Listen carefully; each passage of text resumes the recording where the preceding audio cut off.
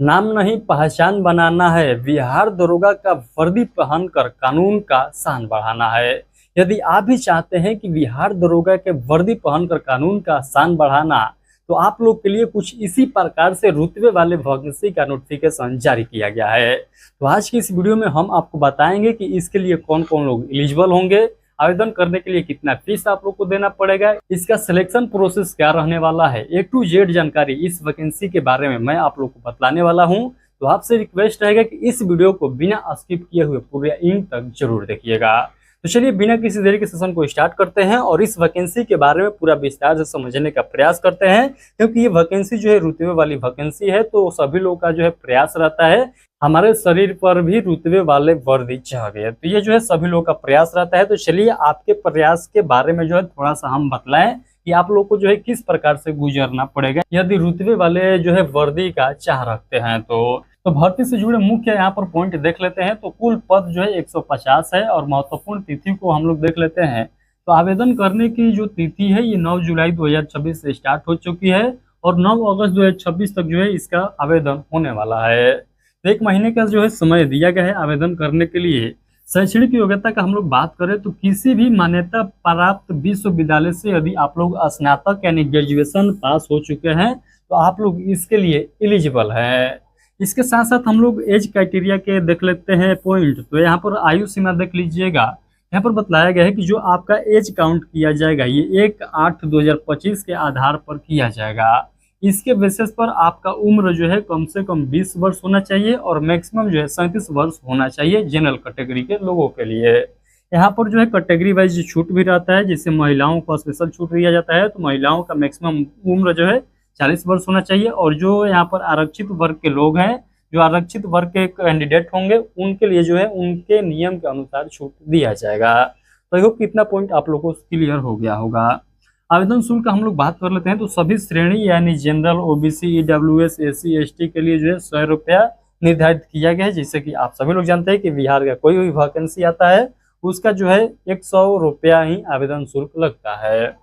उसके बाद हम लोग अगला पॉइंट देख लेते हैं वेतन संरचना यानी सैलरी स्ट्रक्चर के बारे में हम लोग देख लेते हैं। तो यहाँ पर जो वेतनमान है यानी पे स्केल देखिएगा तो 35,400 से लेकर 1,12,400 रुपया तक जो है इसका सैलरी देखने को मिलता है। उसके बाद जो है यहाँ पर प्रारंभिक मूल्य वेतन जो है यानी बेसिक पे जो है 35,400 प्रति माह मिलने वाला है। इसके साथ साथ हम लोग देख लेते हैं इन हैंड सैलरी यानी स्टार्टिंग इन हैंड सैलरी जो है सभी भत्तों को जोड़ने और एक जो है कटौती के बाद शुरुआत में हाथ में आने वाली नेट सैलरी लगभग जो है 49,000 से लेकर 54,200 प्रति माह होती है।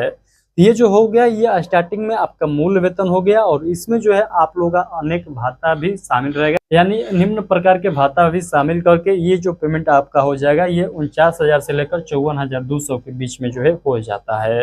तो आई होप कि आप सभी लोग अंदाजा लगा सकते हैं कि कितना जो है ये इम्पोर्टेंट जो है आपके लिए वैकेंसी है। उसके बाद हम लोग आगे के पॉइंट को देख लेते हैं। यहाँ पर सिलेक्शन प्रोसेस के बारे में हम लोग देख लेते हैं। तो उम्मीदवारों का चयन जो है कुल 3 चरणों के आधार पर किया जाएगा।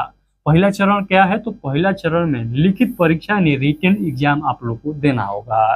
तो पहला स्टेप में आपका क्या होगा? तो यहाँ पर रिटन एग्जाम आप लोग को क्या करना होगा? तो देना होगा। दूसरा चरण में जो है आपका शारीरिक दक्षता परीक्षा यानी पीटी और पीएचटी क्या करना होगा? देना होगा। आई होप ये भी पॉइंट आप लोग को क्लियर हो गया होगा। तो पहले जो है होने वाला है written exam. Written exam pass करिएगा तो होगा आपका पीटी और पीएचटी और उसके बाद जो है तीसरे चरण पर क्या होगा? मेडिकल टेस्ट और दस्तावेज क्या होगा? सत्यापन होगा। तो तीसरे नंबर पर मेडिकल टेस्ट होगा और इसके साथ साथ जो है क्या होगा? तो डीवी होगा यानी डॉक्यूमेंट वेरिफिकेशन होगा। उसके बाद हम लोग आगे के पॉइंट को देख लेते हैं। तो 2 नंबर पर देखिएगा बताया गया है परीक्षा पैटर्न यानी एग्जाम पैटर्न यहाँ पर किस प्रकार से रहेगा। चलिए इसके बारे में भी मैं आप लोगों को बतला देता हूँ, क्योंकि सभी पॉइंट बतला रहा हूँ। ये भी एक जो है इसका पॉइंट है जो कि बहुत महत्वपूर्ण पॉइंट है। तो लिखित परीक्षा को 2 मुख्य भागों में विभाजित किया गया है, प्रारंभिक यानी प्रीलिम्स और मुख्य यानी मेंस परीक्षा। प्रारंभिक परीक्षा को हम लोग देख लेते हैं। तो प्रश्नों की संख्या 100 रहेगा यानी 100 जो है एमसीक्यू टाइप क्वेश्चन रहेंगे और कुल अंक जो है 200 दिया जाएगा। प्रत्येक क्वेश्चन के लिए 2 अंक निर्धारित किया गया है। समय अवधि का हम लोग बात कर लेते हैं। तो 100 क्वेश्चन को अटेम्प्ट करने के लिए 120 मिनट का समय यानी 2 घंटे का समय दिया गया है। विषय का हम लोग बात कर लेते हैं तो सामान्य ज्ञान यानी जीके और समसामयिक मामले यानी करंट अफेयर। उसके बाद जो है निगेटिव मार्किंग का हम लोग बात कर लेते हैं तो प्रत्येक गलत उत्तर के लिए जो है 0.2 अंक काटे जाएंगे, यानी यहाँ पर निगेटिव मार्किंग भी है, ये बात आप लोग ध्यान रखिएगा। 1.5 जो है क्या है, यहाँ पर निगेटिव मार्किंग है, ये पॉइंट आप लोग जरूर ध्यान में रखिएगा। यहाँ पर बतलाया गया है कि जो है विषय क्या क्या रहेगा, तो सामान्य ज्ञान, समसामयिक मामले यानी करंट अफेयर, जीके जीएस और करंट अफेयर से जो है यहाँ पर क्वेश्चन पूछे जाएंगे। उसके बाद देखिएगा क्वालिफाई मार्क्स, तो मुख्य परीक्षा में बैठने के लिए कम से कम जो है 30% अंक लाना अनिवार्य होता है प्रीलिम्स में, ये जो है बात यहाँ पर बताया गया है। बट यहाँ पर भी कट ऑफ लगता है, आप सभी लोग जानते हैं। कुल पदों का जो है 20 गुना अभ्यर्थी का चयन मुख्य परीक्षा के लिए किया जाता है, यहाँ पर कट ऑफ के बेसिस पर ही किया जाता है। बट यहाँ पर 30% जो यहाँ पर पॉइंट जोड़ दिया गया है, इससे स्टूडेंट कंफ्यूज हो जाते हैं। तो आप लोगों को कंफ्यूज नहीं होना है। कंफ्यूज क्यों नहीं होना है, क्योंकि यहाँ पर भी कट ऑफ लगता है, प्रीलिम्स में भी कट ऑफ लगता है। उसके बाद हम लोग आगे के पॉइंट को देख लेते हैं। तो यहाँ पर देखिएगा मुख्य परीक्षा यानी मेंस एग्जाम किस प्रकार से होगा। तो मुख्य परीक्षा में 2 पेपर शामिल होते हैं। पहला पेपर सामान्य हिंदी का होता है जिसमें 100 प्रश्न पूछे जाते हैं और 200 अंक जो है दिए जाते हैं 100 प्रश्न के बदले, यानी प्रत्येक क्वेश्चन जो है 1 नंबर का रहेगा यहाँ पर भी। बट ये जो पेपर होता है ये क्वालिफाई नेचर का होता है, इसमें जो है आपको 30% लाना है। इसके जो है कम लाइएगा तो आप लोग जो है रिजेक्ट हो जाइएगा, यहीं से आपको वापस जाना होगा घर। उसके बाद मुख्य पेपर में जो है आपका सेकंड पेपर जो होने वाला है ये सामान्य अध्ययन होने वाला है। यहाँ पर भी 100 क्वेश्चन पूछा जाएगा, प्रत्येक क्वेश्चन 2 अंक का होगा, इसीलिए 200 नंबर का हो जाएगा। इसमें सामान्य विज्ञान, नागरिक शास्त्र, भारतीय इतिहास, भूगोल, गणित और मानसिक योग्य शामिल है। फाइनल मेरिट लिस्ट इसी पेपर के अंकों के आधार पर बनेगी, यानी जो मेंस का सेकंड पेपर है इसी के आधार पर जो है आपका फाइनल जो है कट ऑफ तैयार होता है। यहीं से डिसाइड होता है कि आप जो है सेलेक्ट होते हैं कि नहीं होते हैं वर्दी वाले वैकेंसी के लिए। उसके बाद हम लोग आगे के पॉइंट को देख लेते हैं। तो ये जो है शारीरिक मापदंड यानी फिजिकल स्टैंडर्ड पीएचटी के बारे में हम लोग देख लेते हैं। तो यहाँ पर ऊंचाई यानी सामान्य ओबीसी ईडब्ल्यूएस के पुरुषों के लिए जो है यहाँ पर मिनिमम जो है 165 सेंटीमीटर रखा गया है। एससी एसटी ईबीसी न्यूनतम जो 160 सेंटीमीटर है। सभी श्रेणियों की महिलाओं के लिए जो 155 सेंटीमीटर न्यूनतम जो है हाइट रखा गया है। और यहीं पर हम लोग सीना का बात कर लेते हैं, चेस्ट का बात कर लेते हैं। तो केवल पुरुषों के लिए यहाँ पर देखिएगा सामान्य ओबीसी ईडब्ल्यूएस बिना फुलाए 81 सेंटीमीटर और फुलाकर 86 सेंटीमीटर होना चाहिए। वहीं पर एससी एसटी के लिए जो थोड़ा छूट दिया जाता है, तो बिना फुलाए 79 और फुलाकर 84 सेंटीमीटर होना चाहिए चेस्ट। तो आई होप ये सभी पॉइंट आप लोगों को क्लियर हो गया होगा। इसके साथ साथ हम लोग आगे के पॉइंट को देख लेते हैं। पीटी के बारे में हम लोग देख लेते हैं।